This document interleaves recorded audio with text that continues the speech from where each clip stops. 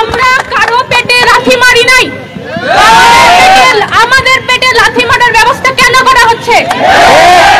মানুষকে মানুষের মতো বাঁচতে দিন, আমাদের ক্যাডার আমাদের কাছে ফেরত দিন, যেটা আমাদের অধিকার আমরা সেটাই যাচ্ছি। এত রক্তক্ষয়, এত আন্দোলন, এত কিছুর পরেও কেন আবার এই বৈষম্য? শিক্ষা ব্যবস্থা নিয়ে আমাদের তো অনেক অভিযোগ। এখন এই অভিযোগের মূলে যদি এখন শিক্ষক কারা হবেন সেটাই যদি হয়ে যায় হচ্ছে স্বজনপ্রীতির একটা আধার, তাহলে সেখানে মেধার যাচাইটা কোথায়? আমরা বৈষম্যের বিরুদ্ধে আন্দোলন করেছি, সেই একই বৈষম্য এখানে আবারও সংঘটিত হচ্ছে। ভাষা বিজ্ঞান থেকে কিভাবে বাংলা সাহিত্যের এতগুলো কোর্স আমরা এত বছর ধরে করার পরে এই কথাটা ওঠাই অযৌক্তিক। কিভাবে ভাষা বিজ্ঞানের শিক্ষার্থী সে কিভাবে বাংলা সাহিত্য নিয়ে পড়াবে? আমরা এত বছর ধরে এতগুলো কোর্স করছি, যেই কথাগুলো উঠছে এই কথাগুলো তো ওঠা উচিত। সেরকমই যদি হয় তাহলে আমরা ফিলোসফি কোর্স করেছি, সমাজ বিজ্ঞানের কোর্স করেছি, ইংরেজি কোর্স করেছি, সেই শিক্ষা ক্যাডারগুলো তো আমাদেরও দরকার, তাই না?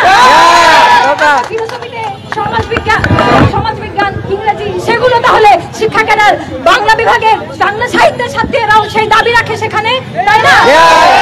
যদি না হয় তাহলে আবারও এই বৈষম্য, এত রক্তক্ষয়, এত আন্দোলন, এত কিছুর পরেও কেন আবার এই বৈষম্য?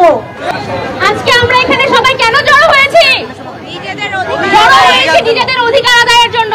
আমরা বাংলা বিভাগের শিক্ষার্থী হয়ে যারা এখানে আছি, আমরাও তো ফিলোসফি কোর্স করেছি, আমরাও সমাজ বিজ্ঞান কোর্স করেছি, তাহলে কি আমরা তাদের চাকরি নিয়ে নিব? তাহলে কেন আমাদের যেটুকু অধিকার সেটুকু আমরা ছেড়ে দিব?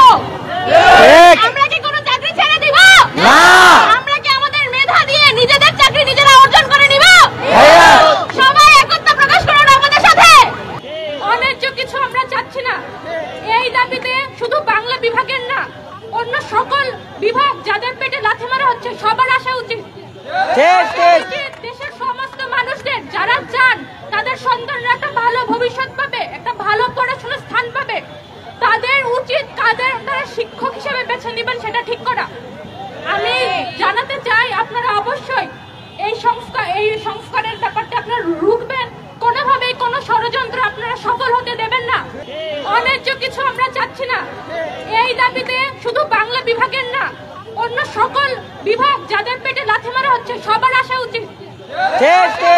দেশের সমস্ত মানুষদের যারা চান তাদের সন্তানরা একটা ভালো ভবিষ্যৎ পাবে, একটা ভালো পড়াশোনার স্থান পাবে, তাদের উচিত তারা শিক্ষক হিসেবে বেছে নেবেন সেটা ঠিক করা। আমি জানাতে চাই আপনারা অবশ্যই এই সংস্কারের ব্যাপারটা আপনারা রুখবেন, কোনোভাবেই কোনো ষড়যন্ত্র আপনারা সফল হতে দেবেন